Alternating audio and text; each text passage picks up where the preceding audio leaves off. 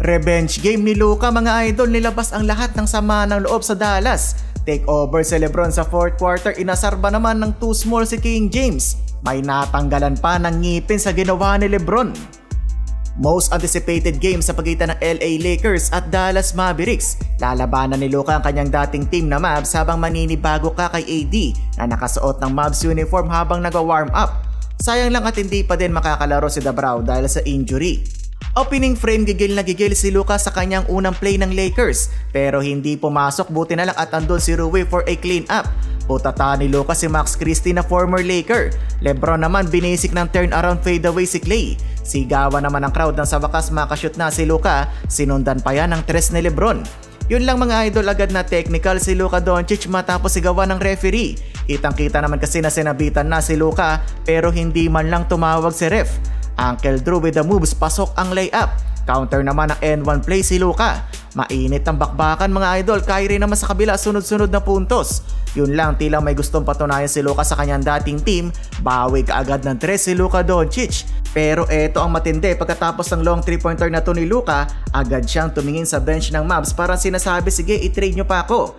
Grabe din yung Kyrie, ayaw patalo, nakikipagpursahan na sa ilalim. Parang rookie Kyrie pa sa Cavs ang itsura ngayon ni Uncle Drew.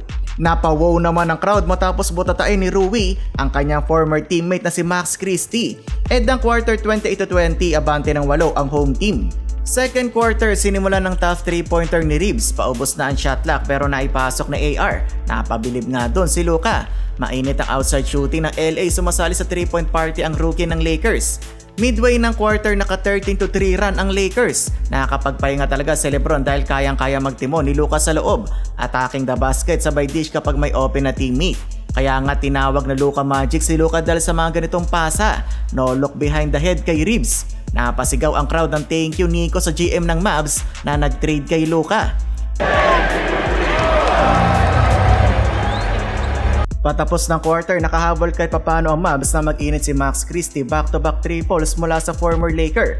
59-51, walo na lang ang inahabol ng Dallas. Mamaw na stats agad para kay Doncic, 12 points, 12 rebounds at 7 assists. Kabila naman, Kyrie may 18 points na.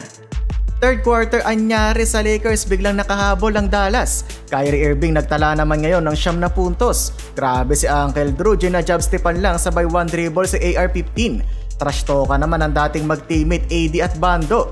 Bago mag-end ang third, natanggalan pa ata ng ngipin ng Mavs player matapos makipagsabayan sa ere kay Lebron.